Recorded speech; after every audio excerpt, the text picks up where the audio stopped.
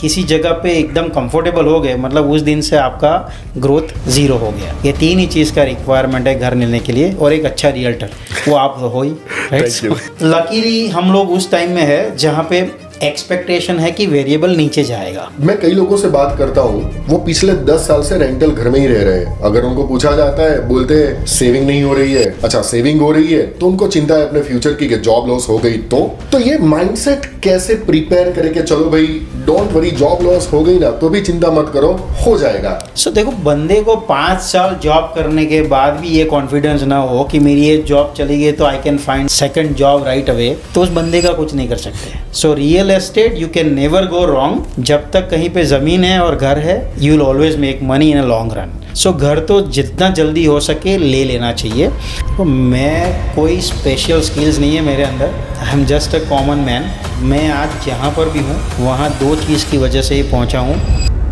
अगर हिरेन भाई bank of Canada के गवर्नर होते तो क्या ये चीज को कुछ अलग कर सकते थे, और अगर हाँ तो कैसे? I think 0.99 was too low. Half of our problems जो आज है वो 0.99 की वजह से ही है। मुझे ये बताइए कि मॉर्गेज एजेंट मार्केट में बहुत सारे हैं, मुझे कोई एक ही मॉर्गेज एजेंट के ऊपर विश्वास करना है, कैसे करूं? मेरे लिए बहुत टफ है कि जिन लोगों को घर लेना था लेकिन मॉर्गेज एजेंट ने उनको बोला कि आपकी मॉर्गेज क्वालिफिकेशन नहीं हो रही है, let's do the paper work, आप मुझे 1% आपकी जो भी मॉर्गेज होगी उसका दे देना, मैं पेपर वर्क कर दूंगा एंड आपको मॉर्गेज दिला दूंगा। बहुत सारे लोग इसके ट्रैप में आ चुके हैं, रात रात भर परेशान रह चुके हैं और रो भी चुके हैं। हमारी भाषा में इसको बोलते हैं shelter fraud. So fraud for shelter, कि this is not criminals, very very common in mortgage industry. Unfortunately this is a black spot on the industry, and ऐसे लोगों की वजह से हमारी इंडस्ट्री बदनाम होती है। हिरन भाई, top 3 countries as per your opinion कि जहाँ पे इन्वेस्ट करना चाहिए, तो क्या आप दुबई सजेस्ट नहीं करेंगे? दुबई बहुत रिस्की इन्वेस्टमेंट है। दुबई का मार्केट जितना जल्दी अप जाता है उतना जल्दी नीचे भी आता है, कई बार आ चुका है। काफ़ी क्लाइंट्स ऐसे जानते हैं जिन्होंने बहुत पैसा गंवाया वहाँ पे। So I don't personally prefer Dubai.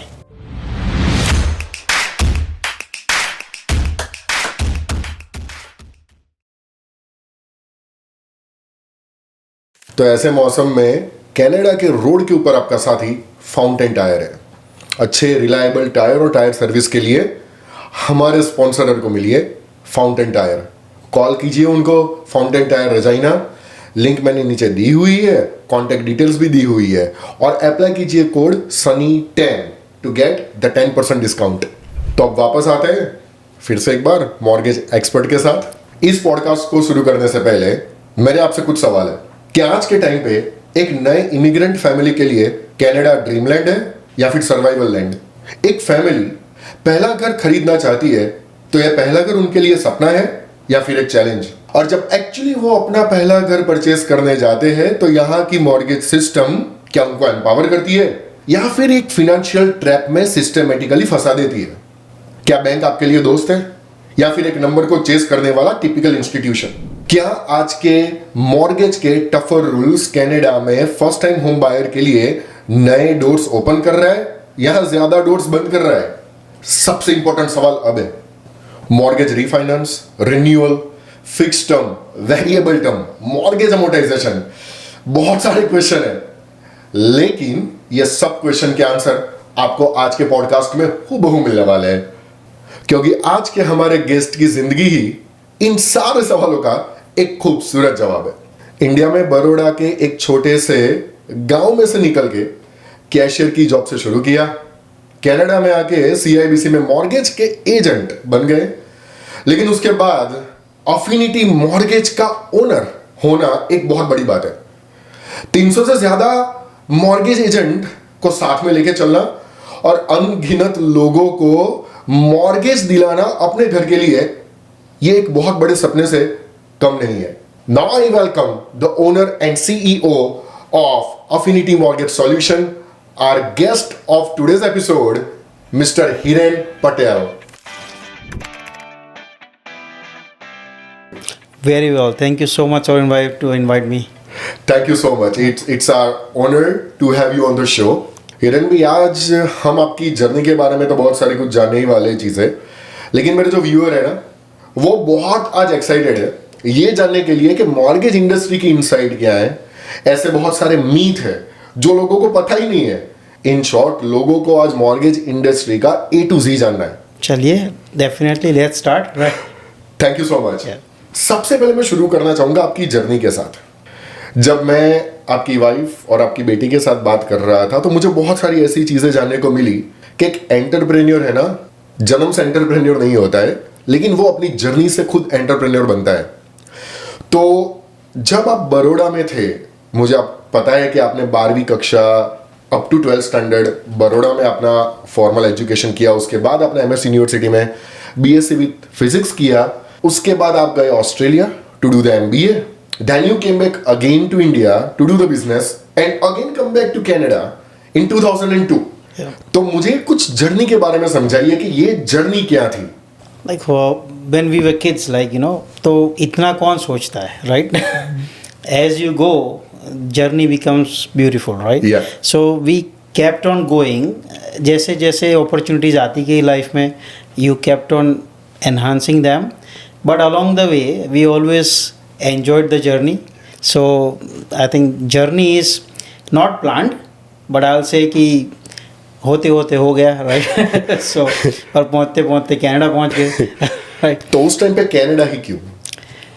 Canada मतलब कोई प्लान नहीं था। अब मैंने अप्लाई किया था ऑस्ट्रेलिया के लिए because I got educated over there. Canada, मेरे पेरेंट्स यूएस रहते थे तो उन्होंने अप्लाई किया था मेरे लिए। तो लकीली दोनों इमिग्रेशन एक ही दिन आए।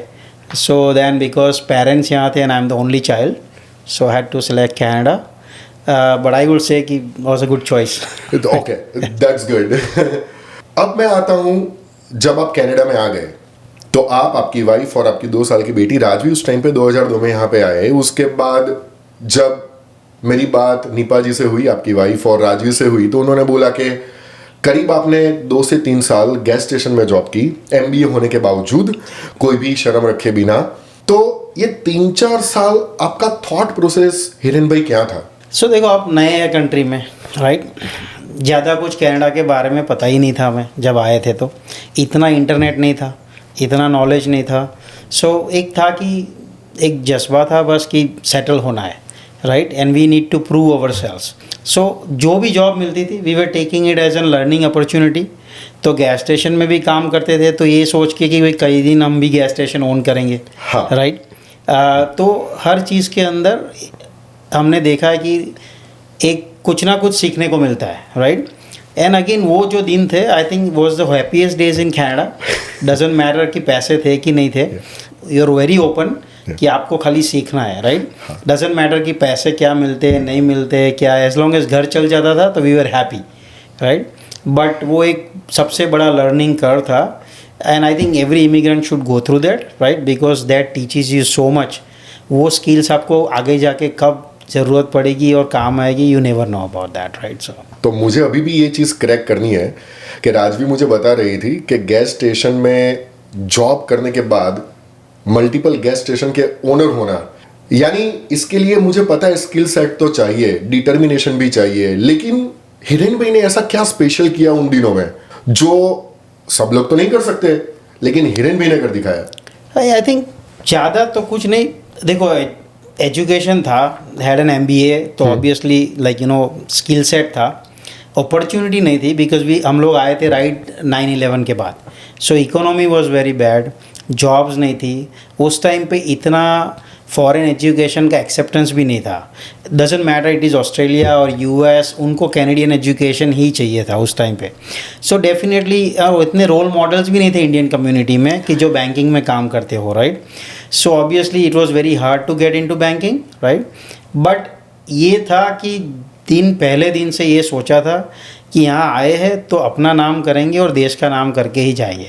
सो ये determination is more than enough for anybody to succeed, right? So यानी एक एंटरप्रेन्योर की मैंने एक चीज़ कॉमन देखी है कि वो ज़्यादातर अपने आप को नौकरी के इर्द गिर्द नहीं रखते हैं। वो पहले से ही सोच के रखते हैं चलो 2-3 साल बाद या 4 साल बाद मैं अपना खुद का ही कुछ करूँगा। सो लाइफ में जहाँ आप कंफर्टेबल हो गए वहाँ आपकी तरक्की रुक जाती है। वाह। और एक एंटरप्रेनर होता है, उसकी सबसे बढ़िया बात ये होती है कि वो कभी भी कहीं भी सेटल नहीं होता है। He is always looking for more, right? तो अगर आप किसी जगह पे एकदम कंफर्टेबल हो गए, मतलब उस दिन से आपका ग्रोथ ज़ीरो हो गया। So you have always to be uncomfortable at any place you are. तो ऑलवेज आगे जाने के लिए आपको एक प्रेरणा मिलती है, आपको एक मोटिवेशन मिलता है, राइट, और आप ऑलवेज आगे ही बढ़ते रहते हैं, right. So very well said, very well said.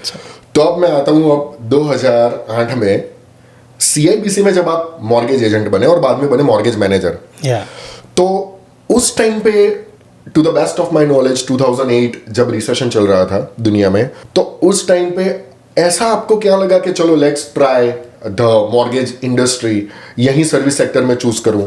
Landing तो कर ही रहे थे, बैंक में ब्रांच में काम कर रहे थे, सो ऑब्वियसली लैंडिंग ज़्यादा ही करते थे इन्वेस्टमेंट से, because obviously lending Canadian market में ज़्यादा होता है, and lending was something which is in always of interest. और दूसरा है कि हमारे बुजुर्ग कहते हैं कि लैंडिंग का बिजनेस ऐसा है जो हर मौसम में चलता है, पैसे तो चाहिए ही चाहिए लोगों को, राइट, एंड ऑलवेज लैंड करना ईजी है rather than asking for investments, right. तो आपको आपकी जितनी क्षमता है उतना पैसा आपको ज़्यादा मिलेगा, सो सैलरीड रोल से ऑलवेज बेटर था।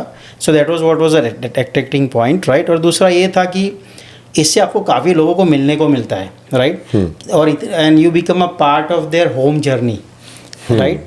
तो आपने देखा होगा, आप भी रियल एस्टेट में है, yes.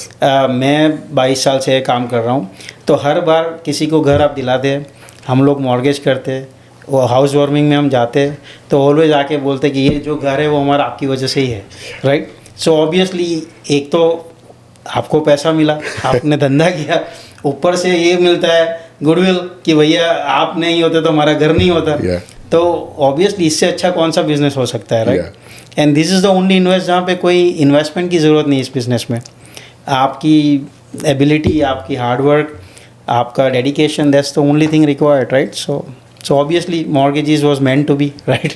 नहीं, मैं एग्री करता हूँ कि इसमें जो सुकून है, सेटिस्फेक्शन है, वो और कोई चीज़ में नहीं है, यानी you are the reason for someone's smile. तो ये बहुत बड़ी बात है, मैं एग्री करता हूँ ये बात को। तो फिर दोस्तों, अब मैं आपको ये बात बताता हूँ जो बहुत इंटरेस्टिंग है कि हिरेन भाई ने मॉर्गेज एजेंट के बाद डिसाइड कर लिया कि मेरी खुद की ही ब्रोकरेज होनी चाहिए। 2 लाइन अर्ज करता हूँ हेमंत चौहान जी की कि हम अपने हौसलों के दम से अपनी प्रतिभा बना देंगे, हम अपने हौसलों के दम से अपनी प्रतिभा बना देंगे, अगर हमको मंच नहीं मिला तो खुद का मंच बना लेंगे। हिरेन भाई ने यही किया। 2018 में उन्होंने अपनी खुद की अफिनिटी मॉर्गेज की बड़ी ब्रोकरेज ओपन कर दी। अब बात यह है कि उन्होंने अपनी ब्रोकरेज शुरू की थी सिर्फ 4 मॉर्गेज एजेंट से, and right now affinity mortgage में 300 से भी ज्यादा एजेंट है। उनके पार्टनर मुझे बताते हैं कि Hiren bhai is a kind of a guy कि जो लोगों की जीत में भी अपनी जीत देखते हैं और लोगों की हार में अपनी हार देखते हैं। और उनकी वाइफ मुझे बताती है कि अगर उनका कोई एक एवरेज एजेंट भी $1000 वाली भी कोई डील करता है ना, तो उनके चेहरे पे खुशी 1 मिलियन वाली ही होती है। मैं अब जानना चाहता हूं हिरेन भाई से ये चीज कि सेल्फ एम्प्लॉयड बनने वाली जर्नी कैसी रही। हिरेन भाई, पहले तो आपको एक ख्याल कैसा आया कि भाई अफिनिटी मॉर्गेज जैसी कोई मैं ब्रोकरेज ओपन करूं? तो देखो, CIBC में जब मैंने टीम टेक ओवर करी, तो 300 मिलियन की टीम थी, 10 बंदे थे, right. When I left, it was $1.3 billion, right? Wait, 1.3 billion जब हिरेन भाई ने CIBC को लेफ्ट किया, वो और उनकी टीम 1.3 बिलियन का बिजनेस करती है। Okay, 1.3 billion. यस हिरेन भाई, गो अहेड। सो हमने सोचा अगर हम ये इनके लिए कर सकते हैं, at end of the day it's just a job, right. तो हमें खुद का करना चाहिए always, and we wanted to create a company के जिसके अंदर एक लाइकली माइंडेड लोग साथ में आए, हम सब मिल के एक कंपनी बनाए जिसका एक तो नंबर रेपुटेशन अच्छा हो बाज़ार में, number 2 we can prove our sales that like Gujaratis can also run a professionally manage financial company, right. और जो एक मॉर्गेज ब्रोकरेज ही नहीं हो, but it is a huge institution where कई लोगों को अपॉर्चुनिटी मिले कि वो लोग आगे आके बिजनेस सीख सके। 2 साल इधर साल करना ही था, सो एक दिन सोचा कि चलो कर ही देते हैं, राइट। सो उठ के जॉब छोड़ के ये काम शुरू कर दिया, right. And we are always new कि बिकॉज हम तो इसी इंडस्ट्री से है, तो हमें पता ही था कि डेफिनेटली सक्सेस तो होना ही है, बट एक विजन था, 10 साल का प्लान था to go there, and I can say कि we are very well where we forecasted ourselves. तो उस टाइम पे आपको डर नहीं लगा था? मैनेजर था तो I was at the top of the game, so confidence तो होता ही है, और दूसरा गुजराती है तो बिजनेस करने में डर तो लगता ही नहीं हमें कभी, राइट? तो obviously it's a calculated risk, right, always, right? तो it was well planned, there was not much of a risk. आखिर में कुछ नहीं तो हम तो सेल्स कर ही सकते हैं, right? We can always go back to sales. So it was a risk free move for us, but very well planned and very well executed, right? So कोई इतना दिक्कत नहीं था, राइट? सो या ओके हिरेन भी, पहले तो मुझे ये समझाइए, मेरे व्यूअर्स जानना चाहते हैं, स्पेशली जो फर्स्ट टाइम होम बायर है, जिनको कुछ नॉलेज ही नहीं है मॉर्गेज का. लोग बहुत कंफ्यूज है पहले तो कि मॉर्गेज देता कौन है. बैंक वाले देते हैं, मॉर्गेज एजेंट देते हैं, ब्रोकर देते हैं, बी लेंडर देते हैं, बहुत सारे क्वेश्चन है. पहले तो मुझे आप सिंपल लैंग्वेज में ये समझाइए द डिफरेंस बिटवीन कोई एक dedicated mortgage agent of the bank and mortgage broker. ये दोनों में डिफरेंस क्या है? सो सौरभ भाई, एनालॉजी में रखे इसको, तो आजकल आप होम डिपो में लेने जाते हैं, अमेजोन में, कन्वीनियंस के ऊपर डिपेंड है. Absolutely. So mortgage brokerage is like an Amazon of the financial industry. Okay It's a one-stop solution Okay. for multiple lenders.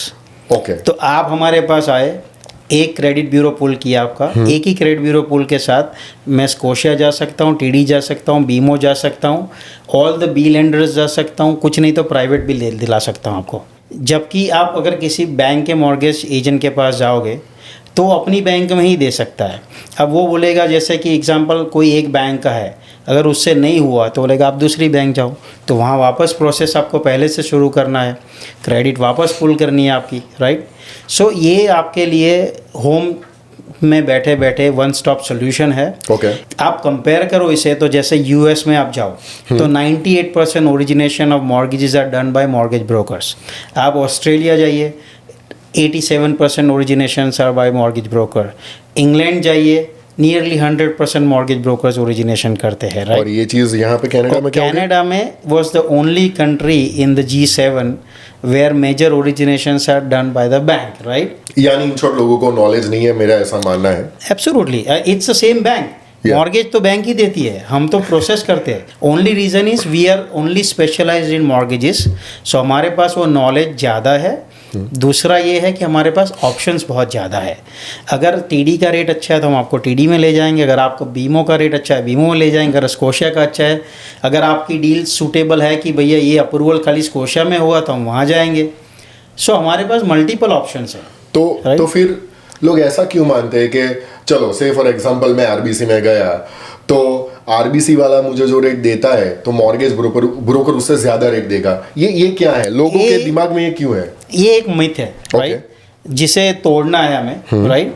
And हम एवरी डे ट्राई करते हैं through our social media, through advertising और through whoever we meet in industry seminars and stuff कि ये myth को हम तोड़े.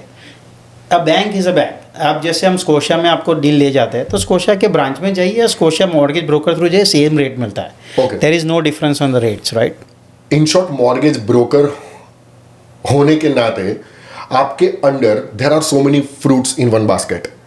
बिल्कुल. Okay yes. तो थोड़ा मैं आगे जाता हूं. अब ये बात हो गई लैंडिंग की, के अल्टीमेटली लैंडिंग तो बैंक ही करती है. तो अब मुझे थोड़ा इसमें एक्सप्लेन करो, बैंक के अलावा ये जो बी लेंडर है, प्राइवेट लैंडिंग है, ये क्या है? सो जैसे नॉर्मल लेंडिंग जो होती है, जो क्वालिफाइड क्लाइंट्स होते हैं जिनकी इनकम प्रॉपर ऑन पेपर होती है, क्रेडिट अच्छी होती है, वो सारे बैंक में मॉर्गेज लेते हैं. इसके अलावा कई ए लेंडिंग कंपनीज होती है, जैसे एम कैप है या फर्स्ट नेशनल है, वो इन शॉर्ट बिजनेस करती है, बट इन शॉर्ट में काफ़ी अच्छा रेट देती है, बैंक से भी अच्छा रेट देती है. So those are all for qualified clients. अब जैसे आपके मेरे जैसे सेल्फ एम्प्लॉयड क्लाइंट्स हैं जो हम अपने पर्सनल इनकम इतनी नहीं दिखाते, बट अगर आप हमारे बिजनेस देखो तो हमारे पास बहुत कैश फ्लो है, हम इजीली मॉर्गेज भर सकते हैं, बट हमें पर्सनल नाम पे नहीं लेना है बिकॉज हमें इतने टैक्सेस नहीं पे करने हैं, राइट? तो ऐसे लोगों के लिए अल्टरनेट लेंडिंग होती है, जैसे home trust, equitable bank, community trust. ये आपका ग्रॉस कैश फ्लो देखती है. They don't care about your notice of assessment और एनीथिंग लाइक दैट. तो आपको कोई गलत काम करने की जरूरत नहीं, एज लॉन्ग एज ये है तो आप कर सकते हैं. बैंक की कंपेयर में इन लोगों के रेट थोड़े ज्यादा होंगे, 40-50 पैसे ज़्यादा होते हैं, राइट? बट एटलीस्ट आपको ना कोई गलत काम करना है, Okay. बाय द बुक, इनके पास ऑप्शन है। Okay. आप 20% डाउन रखो, ओके और आपके पास जब तक कैश फ्लो है ग्रॉस आपके बिजनेस अकाउंट में, ये आपका मॉर्गेज कर देते हैं।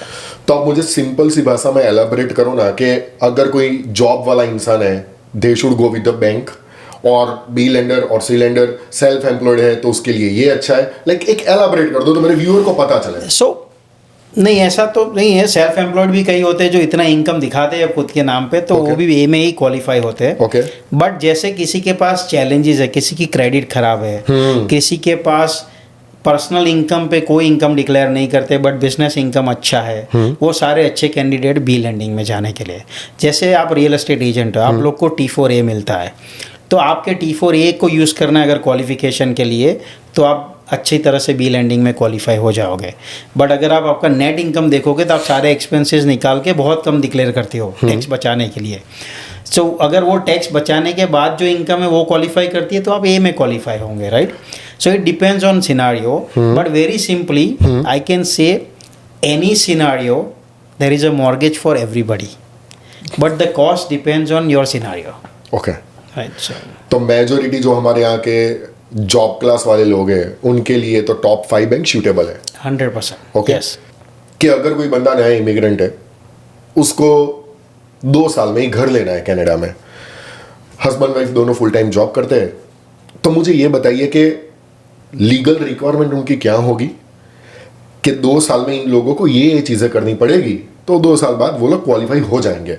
मुझे ये समझाइए कि ये चीज़ सॉरी ये 2-3 साल में अगर ये लोग कर लें they will be easily qualify for the mortgage. सो काफ़ी सारे प्रोग्राम्स ऐसे हैं गवर्नमेंट ऑफ कनाडा के भी, इंश्योरेंस के, कि first time home buyers specially new immigrants के लिए जिनके पास इतना लंबा क्रेडिट एक्सपीरियंस नहीं होता है कनाडा में, they can even bye a house after 3 months in Canada, वाह। एज लॉन्ग एज उनको 3 महीने में फर्म जॉब हो, इनकम उनका कंफर्म हो जाए, राइट। तो अल्टरनेट क्रेडिट भी हम चेक कर सकते हैं, जैसे कि बैक होम का क्रेडिट ब्यूरो या वहाँ के किसी बैंक का रेफरेंस लेटर, उनके लैंडलॉर्ड का रेफरेंस लेटर, वो लेके भी क्रेडिट की जगह हम उनको मॉर्गेज दे सकते हैं, और उसमें उनको खाली 10% डाउन के साथ मॉर्गेज मिल सकती है। Okay okay, this brings my another question. तो क्या 5% डाउन पेमेंट से मुझे घर नहीं मिलेगा? 5% में लेने के लिए आपको 2 साल का क्रेडिट हिस्ट्री चाहिए होता है। सो वो अगर आपका 2 साल हो गया है तो 5% में भी मिल सकता है आपको। Okay but new to Canada program 10% minimum requirement है उसमें। ओके ओके, तो चलो फिर से बैक टू सर्कल कि मुझे 2 साल बाद ही घर लेना है। Yes. ओके, तो एक रिक्वायरमेंट तो आपने बता दी कि फुल टाइम परमानेंट जॉब चाहिए, बिल्कुल। फैमिली की, हस्बैंड की, वाइफ की, दोनों की, आप जो भी गिनो, वो एक चीज़ हुई। दूसरा एक क्रेडिट हिस्ट्री अच्छा चाहिए। हाँ, तो कोई भी नया इमिग्रेंट आता है तो my advice to them would be, जैसे पहले दिन लैंड करते हो ना, एक क्रेडिट कार्ड ले लो। सो दोनों का क्रेडिट कार्ड ले लेना चाहिए, भले $1000 डिपॉजिट रख के ले ले, बट उनका क्रेडिट हिस्ट्री बनना शुरू हो जाता है। तो 2 साल तक अच्छी तरह से क्रेडिट हिस्ट्री मेंटेन कीजिए, कभी लेट पेमेंट ना हो, 30 डेज़ के अंदर नॉर्मल आपका पेमेंट हो जाए, और आपका जॉब एक बार फुल टाइम जॉब हो जाए। Don't go for contract positions and stuff when you are new to Canada. अगर मॉर्गेज लेनी है, it has to be a full time job, right. बस ये 2 चीज़ हो जाए, और आपका डाउन पेमेंट जो है, अब डाउन पेमेंट में 2 साल होने के बाद there is lot of flexibility. अगर आपने खुद नहीं सेव किया तो अपने पेरेंट्स से, ब्रदर सिस्टर से गिफ्ट भी ले सकते हैं, वो भी अलाउड है। सो बस 5% डाउन, जॉब और क्रेडिट, ये 3 ही चीज़ का रिक्वायरमेंट है घर लेने के लिए, और एक अच्छा रियल्टर, वो आप हो ही, राइट। Thank you. तो हिरेन भाई, बात हुई कि फर्स्ट टाइम होम बायर के लिए जॉब ऑब्लिक सेल्फ एम्प्लॉयड, जो आपकी इनकम को अच्छी तरह से मॉर्गेज क्वालिफिकेशन में कन्वर्ट कर दे, क्रेडिट हिस्ट्री अच्छी हो, और डाउन पेमेंट, सो मिला जुला के ये 3 पैरामीटर है। अब मैं आगे बढ़ा, मुझे फर्स्ट टाइम होम बाय करना है, मैं तो एक रियल्टर हूं, मैं तो घर दिखा दूंगा, लेकिन मॉर्गेज एजेंट, जब वर्ड आता है ना मॉर्गेज, तो यहां पे लोग नर्वस हो जाते हैं। ऐसा मैंने तो फील किया है। रीजन मुझे पता है कि लोगों को नॉलेज नहीं है। तो मुझे पहले तो ये बताइए आप कि जो बंदा मॉर्गेज एजेंट को मिलता है, तो वो कस्टमर को, यानी वो फर्स्ट टाइम होम बायर को, कौन कौन सी चीजें मॉर्गेज एजेंट को पूछनी है या ध्यान में रखनी है? ये तो कोई भी आप कस्टमर है, आप अपने मॉर्गेज एजेंट से सबसे पहले पूछिए कि क्वालिफ़िकेशन पूछिए सबसे पहले तो कि भाई ये मेरा इनकम है, ये मेरा क्रेडिट है, राइट। आजकल तो सब कोई क्रेडिट ब्यूरो खुद का पुल कर सकते, तो आप मुझे नंबर कैलकुलेशन करके बताइए कि मैं कितने तक का घर ले सकता हूँ, राइट। और बाकी सारे पैरामीटर्स देख के बताइए कि मेरी डेट है, मेरी ये कार लोन है, मेरे ये लाइन ऑफ क्रेडिट्स यूज्ड है, मेरे ये वीज़ा कार्ड्स यूज्ड है। तो आप बताइए कि मैं इतने पैसे के साथ कितना घर ले सकता हूँ, एंड देन उसके बाद ही घर देखना शुरू कीजिए और make sure you are within that budget. वहाँ पे एक गवर्नमेंट का लॉ है कि 39% ऑफ योर इनकम उसके ऊपर नहीं जा सकते, तो 39.1 भी नहीं जा सकते। समझाइए मुझे। कोई भी मॉर्गेज लेने के लिए हम रेशियोज कैलकुलेट करते हैं। आपकी जो इनकम है उसके सामने आपके जो घर के रिलेटेड खर्चे होंगे, जैसे कि मॉर्गेज पेमेंट, प्रॉपर्टी टैक्स और आपका हीटिंग कॉस्ट, राइट, उसको डाल के हम रेशियो निकालते। वो रेशियो आपकी इनकम के 39% तक ही आप बोरो कर सकते हैं। उसके ऊपर नहीं कर सकते अगर आप 5 या 10% डाल रहे हैं। अगर आप 20% डाउन रख के जा रहे हैं तो हम इसको थोड़ा सा स्ट्रेच करके 45-46 तक भी ले जा सकते हैं परसेंटेज, तो थोड़ा आपका बोरोइंग कैपेसिटी बढ़ जाएगा।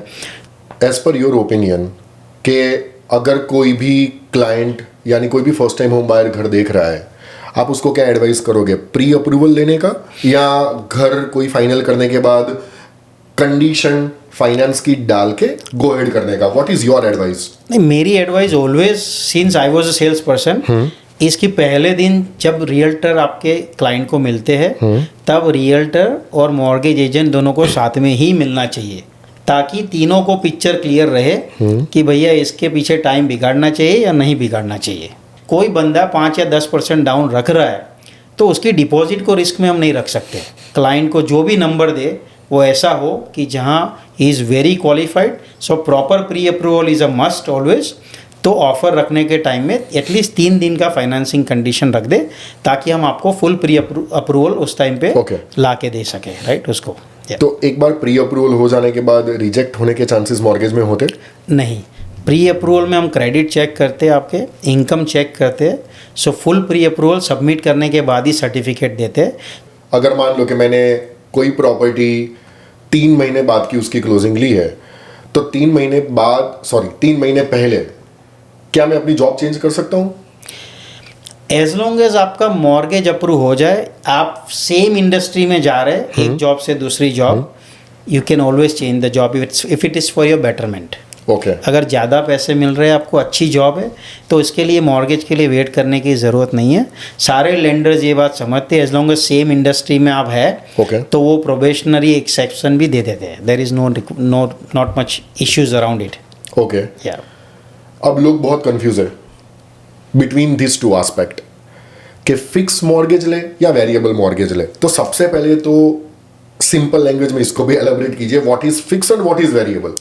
सो बेसिकली एज द नाम जो बता रहा है उसका, फिक्स मतलब आपका इंटरेस्ट रेट फिक्स्ड है एक फिक्स टर्म के लिए। उस टर्म के अंदर चाहे दुनिया इधर से उधर हो जाए, आपका इंटरेस्ट रेट वही रहेगा, राइट। अब उससे पहले आप तोड़ नहीं सकते उस मॉर्गेज को, बिकॉज उसको तोड़ोगे तो पेनल्टी लगेगा। और वेरिएबल जो है उसका नाम ही वेरिएबल है, मतलब वो ऊपर नीचे हो सकता है। इट डिपेंड्स ऑन कि बैंक ऑफ कनाडा जो भी प्राइम रेट डिसाइड करती है, अगर वो बढ़ेगा तो आपका ब्याज बढ़ेगा, अगर वो कम होगा तो आपका ब्याज कम होगा। सब ये दोनों मॉर्गेजेस में there is no set thing कि हर क्लाइंट को यही लेना चाहिए या वही लेना चाहिए, बिकॉज ये हर एक के रिस्क प्रेफरेंस पे जाता है। Some clients like to take little bit of a risk, some clients are very conservative. तो वैसे ही जब भी आप मॉर्गेज करने जाते हैं तो हर मॉर्गेज एजेंट आपको पहले पूछता है कि एक KYC करता है, जिसके अंदर आपको रिस्क के क्वेश्चंस पूछते हैं, ताकि पता चले कि आपका रिस्क प्रेफरेंस क्या है, उस हिसाब से आपको वेरिएबल या फिक्स की सलाह दे सके, right. So there is not a right answer to this, it depends on everybody's risk preference, right. तो आज के टाइम में आप क्या सजेस्ट करोगे, फिक्स लेना चाहिए या वेरिएबल? सो लकीली हम लोग उस टाइम में है जहाँ पे एक्सपेक्टेशन है कि वेरिएबल नीचे जाएगा। तो अगर अभी कोई ले रहा है तो I would suggest variable is a good option, and obviously it will be lower than the fix. So lot of clients are going for variable at this point of time. आपका क्या सजेशन रहेगा कि अभी घर लेना चाहिए या लोग अभी भी रेंट ही भरते रहे? देखो, घर एक डिफरेंट चीज़ है, आपको रहने के लिए सर पे एक छत चाहिए ऑलवेज, राइट। सो जितना जल्दी वो खुद की छत हो उतना अच्छा है। रेंट भर के भी आप किसी और के लिए इक्विटी जमा कर रहे हैं, इससे अच्छा है आप खुद के लिए कीजिए, राइट। अगर आप रेंट अफोर्ड कर सकते हैं तो मॉर्गेज भी अफोर्ड कर पाएंगे। एंड स्पेशली आज की मार्केट में it's a great opportunity to buy a house. तो लोगों को ये एक माइंडसेट सिखाइए हिरेन भाई के वो रेंट पे ना करे, खुद का घर ले, टेंशन में ना रहे। क्योंकि मैं कई लोगों से बात करता हूँ, वो पिछले 10 साल से रेंटल घर में ही रह रहे हैं। अगर उनको पूछा जाता है, बोलते सेविंग नहीं हो रही है। अच्छा, सेविंग हो रही है तो उनको चिंता है अपने फ्यूचर की कि जॉब लॉस हो गई तो ये माइंडसेट कैसे प्रिपेयर करे कि चलो भाई डोंट वरी, जॉब लॉस हो गई ना तो भी चिंता मत करो, हो जाएगा। सो देखो, बंदे को 5 साल जॉब करने के बाद भी ये कॉन्फिडेंस ना हो कि मेरी ये जॉब चली गई तो I can find a second job right away, तो उस बंदे का कुछ नहीं कर सकते, राइट। हर चीज़ के लिए एक ही चीज़ जिम्मेदार है, वो है कॉन्फिडेंस। आई वुड से कि घर is not only a place to live in Canada, it is also the best investment vehicle in Canadian market. सो घर तो जितना जल्दी हो सके ले लेना चाहिए, बिकॉज एक तो टैक्स फ्री है, इसके अंदर जो भी गेन हुआ आपका तो वो टैक्स फ्री है, राइट। सो कितने व्हीकल है कनाडा में जो टैक्स फ्री आपको पैसा कमा के दे सकते हैं। So this is the best thing. So you should always buy a house, number 1। So real estate you can never go wrong. जब तक कहीं पे ज़मीन है और घर है, you will always make money in a long run. So you should definitely buy the house whenever possible. आपका पहला घर आपने कितने में लिया था? मैंने पहला घर लिया था मार्कम में, 2 car garage, 2200 square feet for $300,000। कब की बात है? 2005। 2005, 300,000 इन मार्कम। यस। ओके, और उसकी अभी वैल्यू क्या होगी 20 साल बाद? $2 मिलियन। वाह। सो घर ऑलवेज लेना चाहिए। There is no right time to buy the house, it is always the best time to buy the house. Okay, चलो ये फर्स्ट टाइम होम बायर वाली चीज तो हो गई, घर बाय कर लिया। मेरा पर्सनल फेवरेट क्वेश्चन है ये, मुझे मल्टीपल प्रॉपर्टी का ओनर बनना है। मैं एक घर से खुश नहीं हूं, मुझे कनाडा में एक घर से 10 घर करने हैं। इसका हिरेन भाई आज हैक बताइए क्या है? वी हैव मल्टीपल क्लाइंट्स जिन्होंने ये किया है, राइट। बट द ओनली गुरु मंत्र in this is go very slow. Okay, एक घर ज़रूरत है, 10 घर बिजनेस है, राइट। सो जब भी आप ये कर रहे हैं, एक तो कैलकुलेटिव कीजिए, लोकेशन अच्छा लीजिए जहाँ पे आपको टेनेंट्स ढूंढने की दिक्कत ना हो। Look at a brighter side into it. अगर मल्टीपल रेंटल्स मिल रहे हैं एक घर से, जैसे आजकल सबसे हॉटेस्ट प्रॉपर्टीज है 3प्लेक्स 4प्लेक्स, कि वहाँ 4 यूनिट होते हैं, 4 यूनिट से रेंट आता है आपका, राइट।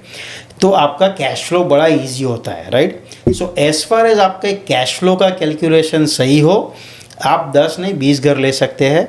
मुझे एक छोटा सा एग्जांपल दो ना, कि आपका ही एग्जांपल ले लो कि मैंने ये साल में इतने का घर लिया था और उसके बाद आप इतने साल रुके और उसके बाद वही घर में से आपने मल्टीपल प्रॉपर्टी कैसे बनाई, प्लीज उसके अंदर रीफाइनेंस का कंसेप्ट भी एक्सप्लेन कर दीजिएगा। हाँ, तो देखो, मैंने पहला घर लिया था, वो बेच के दूसरा घर लिया, तब I didn't have a mortgage, okay, honestly. So हमने उस पर लाइन ऑफ क्रेडिट बनाई थी, एक सिक्योर्ड, जो आप कोई भी क्लाइंट बना सकता है, राइट। उसके ऊपर as long as income qualified है, बस वही लाइन ऑफ क्रेडिट में से पैसा उठा के बिल्डर प्रॉपर्टीज़ में डिपॉजिट दे के हमने इन्वेस्ट किया, राइट। तो हर 1-2 साल में हम एक आध प्रॉपर्टी बुक कराते थे। उसका जब क्लोजिंग आता था तो फिर उसको बैंक में मॉर्गेज करते थे, तब तक प्राइस बढ़ गया होता था। सो ऑब्वियसली हमने जो डिपॉजिट डाला था वो वापस निकल जाता था, राइट। और फिर उसको वापस कहीं और डिपॉजिट डालते थे। ऐसे धीरे धीरे करके बाय 2021 आई हैड 12 प्रॉपर्टीज। तो मुझे ये बताइए कि घर लेने के साथ साथ मुझे गैस स्टेशन या रिसोर्ट लेना है। I know you are the owner of resort, ये कैसे कर सकते हैं हिरेन भाई? बिजनेस अलग बात है। बिजनेस के लिए एक घर लेने जितना सिंपल तो है नहीं, उसको आपको कैश फ्लो एनालिसिस करना पड़ेगा। यू शुड नो कि ये बिजनेस चलेगा नहीं चलेगा। Again based on our previous experiences, हमें वो बिजनेस चलाने के एक्सपीरियंसेस थे थोड़े थोड़े, राइट। सो वो एक्सपीरियंस हमने इसमें डाल के देखा कि भैया अगर ये इतना कर रहा है, अगर हम लेंगे तो हम इसे इस तरह से चलाएंगे तो थोड़ा सा इतना सेल बढ़ा सकते हैं। तो उस हिसाब से आप मल्टीपल बिजनेसेस कर सकते हैं। तो ये बिजनेस के लिए कमर्शियल लोन की ज़रूरत पड़ती है, तो उसके रेट रेसिडेंशियल की कंपेयर में ऊपर होते हैं। So commercial loans are a little bit different. Commercial loans are a lot of done based on cash flow of the business, right, or asset based, right. तो जैसे जैसे एसेट होती है, राइट, और जितना उसका कैश फ्लो सपोर्ट करता है उस बिजनेस को, उतना लोन मिलता है उसके ऊपर। Ideally rule of thumb is कि जैसे आप कोई प्लाजा लेते हैं तो उसमें 75% के आजू बाजू वैल्यू का मॉर्गेज होता है। कोई होटल लेते हैं, अगर ब्रांडेड होटल है तो 70% लोन टू वैल्यू का मॉर्गेज होता है। तो यानी मुझे 25 से 30% डाउन पेमेंट मिनिमम चाहिए अगर कोई कमर्शियल प्रॉपर्टी परचेस करनी है। वो 100% की बात है। ओके, तो जैसे मुझे घर परचेस करना है तो मेरी इनकम मॉर्गेज क्वालिफिकेशन का एक पैरामीटर है। तो कमर्शियल में लेट्स से मुझे गैस स्टेशन परचेस करना है तो उसमें भी मेरी इनकम ही देखी जाएगी क्वालिफिकेशन के लिए, या फिर गैस स्टेशन की इनकम? उसमें पर्सनल इनकम इतना मैटर नहीं करता है। उसमें पर्सनल नेटवर्थ मैटर करता है, आपका एक्सपीरियंस मैटर करता है कि उस इंडस्ट्री में आपको कितना एक्सपीरियंस है, और cash flow from the business. So commercial के पैरामीटर रेसिडेंशियल से काफ़ी अलग है, बट आप कमर्शियल भी अच्छी तरह से ले सकते हो कंसिडरिंग अगर आपके पास 25 to 30% डाउन पेमेंट है। 100%, यस। 2021 में मैं मॉर्गेज रेट देख रहा था 1%, रादर 0.99। 2023 में मैंने 6.79 देखा। अगर हिरेन भाई बैंक ऑफ कनाडा के गवर्नर होते तो क्या ये चीज़ को कुछ अलग कर सकते थे, और अगर हाँ तो कैसे? I think 0.99 was too low. Half of our problems जो आज है वो 0.99 की वजह से ही है। बट अब पीछे देख के तो हर कोई बात कर सकता है, राइट। जिसने भी डिसीजन लिया होगा उसने कुछ सोच के लिया होगा। सो ऑब्वियसली हम आगे की बात कर सकते हैं कि अब अगर यहाँ से आगे आप बढ़ोगे तो आई थिंक 3.5% के आजू बाजू का rate would be a very natural rate for next 5 years। Okay, 3.5 से 4 के बीच में, that's where the rate should be mostly.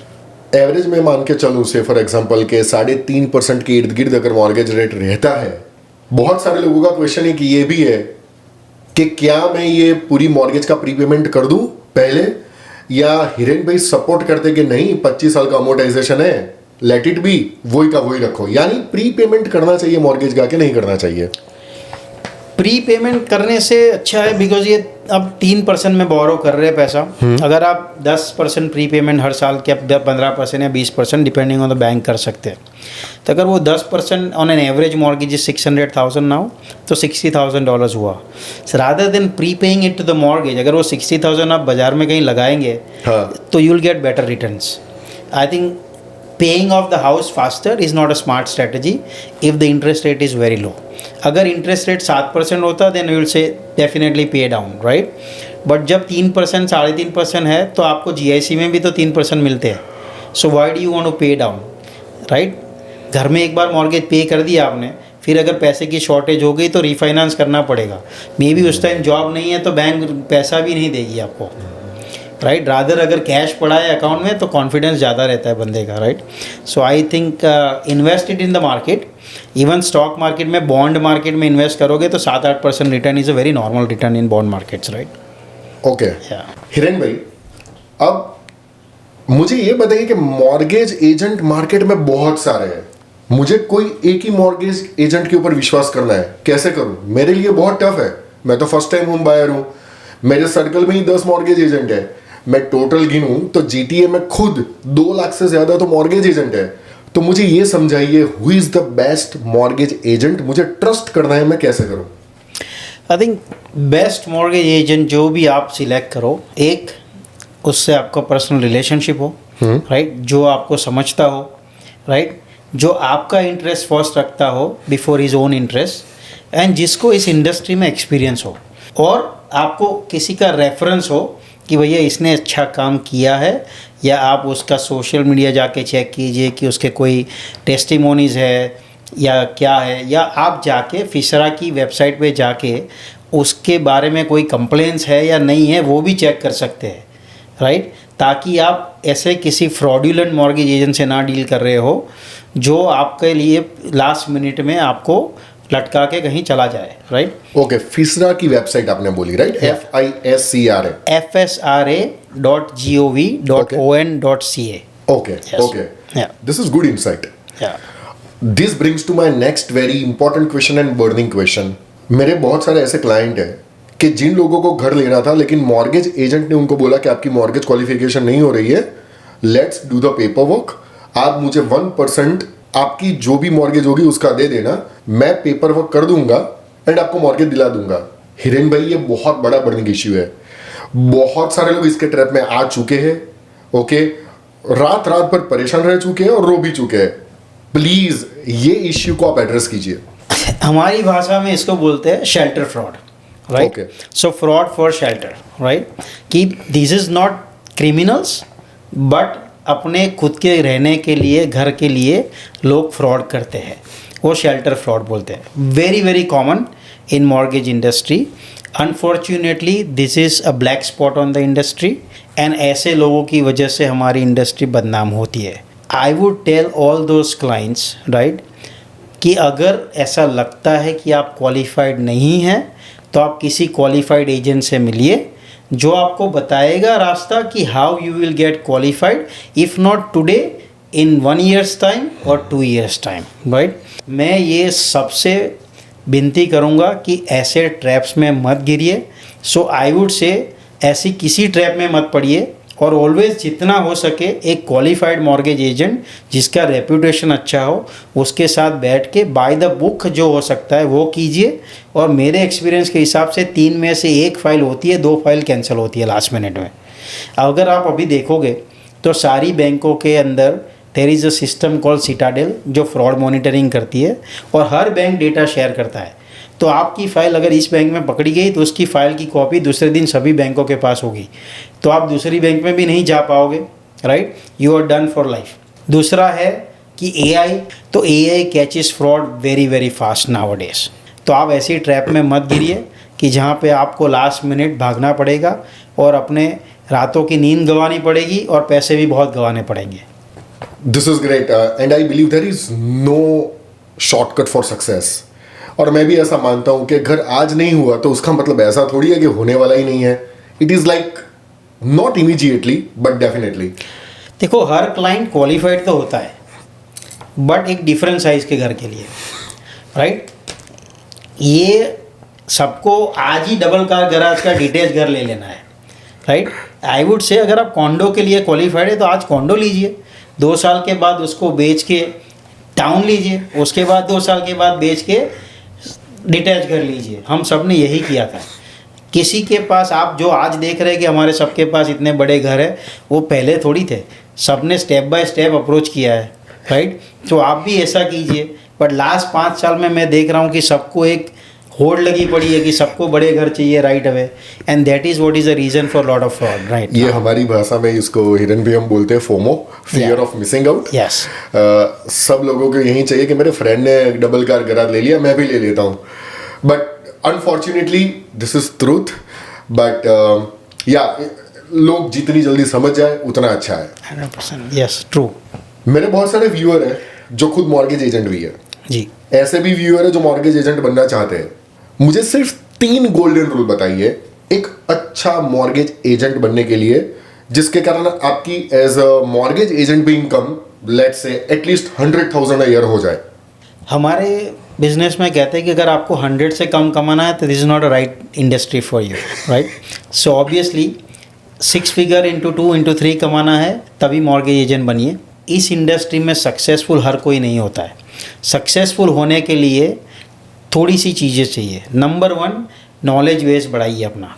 अगर आपके पास प्रोडक्ट्स, प्रोसेसेस, लैंडिंग पॉलिसीज़, इसका नॉलेज है, इकोनॉमिक्स का नॉलेज है, राइट, मार्केट कहाँ जा रहा है, क्या हो रहा है, then that knowledge will be very helpful to you in this business to gain confidence from the clients. Number 2, dedication. जो बंदा हर कॉल उठाता है आपका, राइट अवे आपको कम्युनिकेशन में टॉप ऑफ द लाइन रखता है, राइट, वही बेस्ट मॉर्गेज एजेंट बनता है। And the third thing is कि एक focus, you need to focus कि मुझे ये करना है, राइट। और ऐसे फोकस डेडिकेटेड यंग लड़के बहुत हैं and make him successful. So mortgage agent बनना 5 दिन के कोर्स का काम है, बट उसके लिए जो क्वालिटीज़ है वो लाइफ लॉन्ग आपको इकट्ठा करनी पड़ती है। ये बताइए मुझे कि कोई भी mortgage agent, because you are so nice, आपकी फिलोसॉफी भी इतनी बहुत अच्छी है, आपके पार्टनर है वो भी, he is an amazing guy, तो कोई भी एस्पायरिंग मॉर्गेज एजेंट या नया मॉर्गेज एजेंट या existing mortgage agent even Affinity mortgage solution को क्यों ज्वाइन करें? देखिए, Affinity is not a company that is owned by me and Vince. Honestly it is a collective effort, right. भले ही उसके ओनर 2 हो, बट टेक्निकली ओनर 350 लोग हैं। सो अगर आपको एक ऐसा एनवायरनमेंट चाहिए जहाँ कलेक्टिवली आपके सक्सेस के लिए हर कोई काम कर रहा है, नॉट ओनली मी, अगर आपको कल कोई क्वेश्चन है, आपको हेल्प चाहिए, तो ऑल 300 बंदे हेल्प कर रहे हैं, राइट आपको, तो वो कंपनी अफिनिटी है। तो अफिनिटी मॉर्गेज ऐसा क्या अलग करती है बाकी की कंपनी से? देखो, हर कंपनी के अपने रूल्स रेगुलेशंस होते हैं। हमारा एक सिंपल है कि अगर हमारा एजेंट सक्सेसफुल है तो हम सक्सेसफुल है। तो हमारा बेस्ट इंटरेस्ट है कि हम मेक श्योर करते हैं कि वो उसको सबसे अच्छा ट्रेनिंग दे, ताकि वो जब क्लाइंट के सामने बैठे तो वो ऐसा लगे कि he is a very knowledgeable specialist. Number 2, integrity सिखाते हैं उनको, और नंबर 3, हम उनको सारे एक्सेस देते हैं कि वो जाके सारे टूल्स हो उनके पास कि जाके बाहर बाज़ार में लड़ सके। तो कलेक्टिवली नॉलेज बहुत होता है, एक अकेले का नॉलेज शायद इतना ज़्यादा ना हो सके, बिकॉज 150 लेंडर है, उनकी सबकी पॉलिसीज़ है, प्रोसेसेस है, सब सीखना तो एक बंदे के लिए इम्पॉसिबल है, बट उनके पीछे 300 लोगों का सपोर्ट है।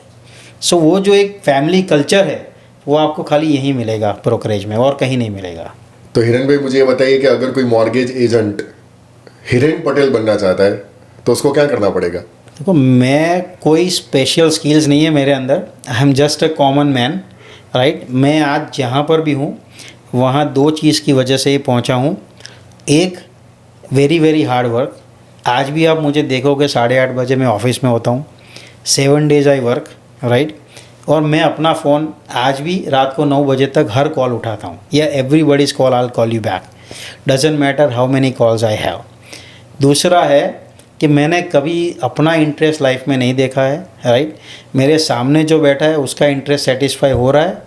सो अगर ये 2 चीज़ आप ध्यान में रखोगे तो anybody can be successful. Focus रखो, राइट।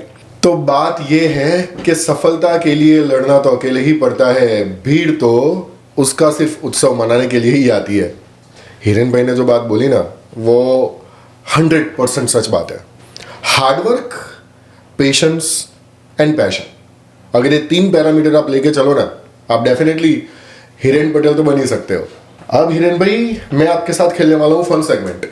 तो ये फन सेगमेंट में आपके दिल में जो तुरंत जो जवाब आए मुझे वो बताना, ओके? पहला क्वेश्चन, बड़ौदा की एक ऐसी डिश जो आप अभी भी मिस करते हो खाने के लिए? Save sir. सेव उसड़, ओके। कनाडा में पहली आपकी कार कौन सी थी? Toyota Corolla. ओके। कनाडा में आपका जो घर था उसकी मॉर्गेज आपने सबसे पहले कौन सी बैंक से ली थी? स्कोशिया। हिरेन भाई आज की तारीख में कौन सा इंटरेस्ट रेट लेंगे, फिक्स या वेरिएबल? वेरिएबल।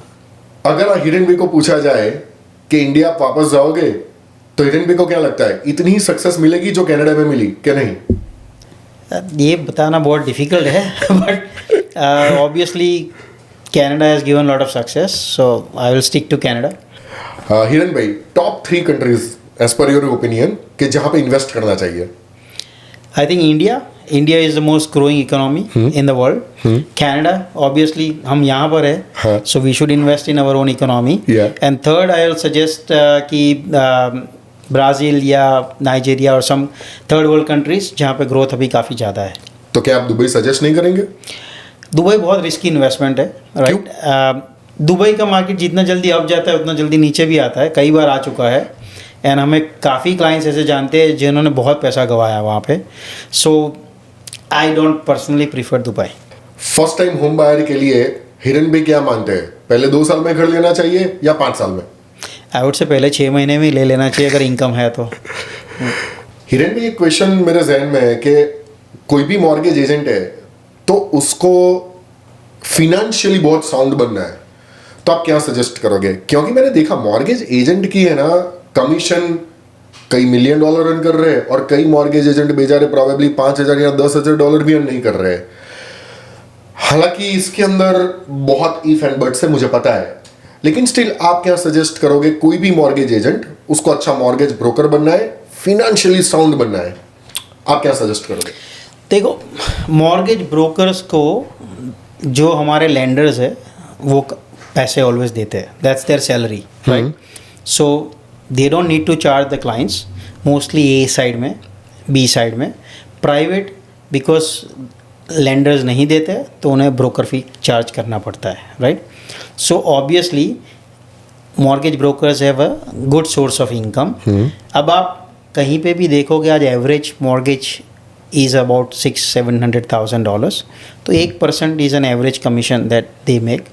तो अगर उस हिसाब से आप देखोगे तो 2 या 3 डील महीने की करेंगे तो they will be financially very sound and that is enough to take care of their family and they can make 6 figure income. लेकिन ये 2-3 मॉर्गेज भी वो करे, महीने में 3 मॉर्गेज करे, वो भी उन लोगों के लिए चैलेंज है, तो उनके लिए उनको क्या करना पड़ेगा?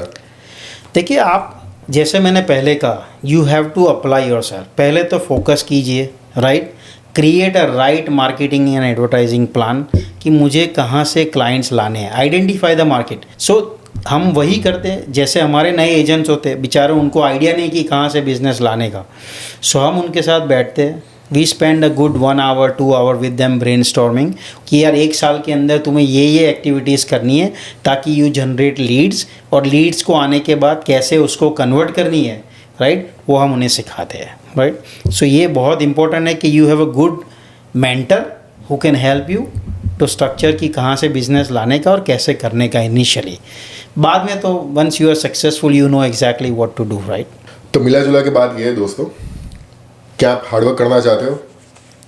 क्या आप गैस स्टेशन में जॉब करने के बाद भी इतना बड़ा हौसला रखते हो कि रात को 11 बजे भी क्लाइंट के घर पे जाके उनको एजुकेट करें मॉर्गेज के बारे में?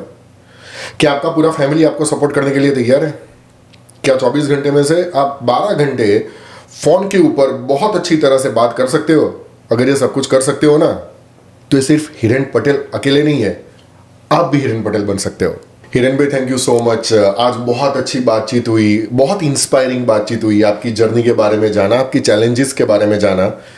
मैं मानता हूँ कि मन चंगा तो कठरोट में गंगा, और आपने तो ये प्रूव कर भी दिया है। और मुझे पता है कि ये आज का पॉडकास्ट सुनने के बाद बहुत सारे लोग इंस्पायर तो होंगे ही, लेकिन जो विश्वास नहीं रखते हैं कि हाँ मेरा कैनेडियन ड्रीम डेफिनेटली अचीव हो सकता है, ये पॉडकास्ट के जरिए मैं तो कॉन्फिडेंट हूं कि ऐसा तो हो ही जाएगा। बिफोर रैपिंग अप, मुझे एक लास्ट एडवाइस यंगस्टर के लिए आप देते चाहिए हिरेन भाई के, जो एंटरप्रेन्योर बनना चाहते हैं या कुछ बड़ा करना चाहते हैं, एक आपकी एडवाइस। आई थिंक सभी को ड्रीम तो बड़े ही रखने चाहिए, right? Dream big, try to achieve it, focus, work very very hard, there is no shortcut in life. So मेरा एक ही एडवाइस रहेगा कि आप हार्ड वर्क कीजिए, believe in yourself, keep the focus in life.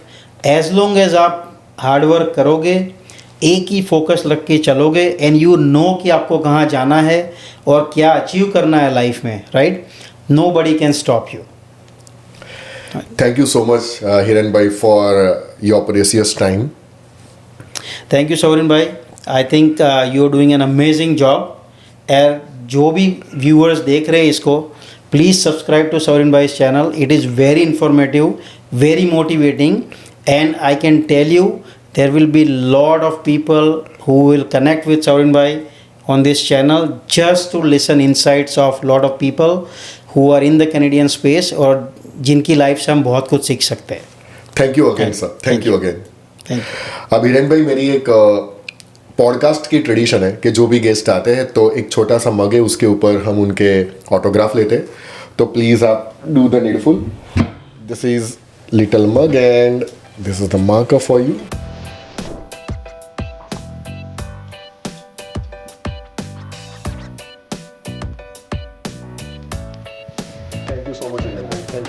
Thank you. दोस्तों, मुझे लगता है कि आज का पॉडकास्ट उन सब लोगों के लिए है कि जो स्ट्रगल करना तो चाहते हैं लेकिन स्ट्रगल से आगे बढ़ना नहीं चाहते। मैं ऐसा मानता हूं कि स्ट्रगल आपको रोकने के लिए नहीं होती है, स्ट्रगल एक्चुअली आपको शेप करती है।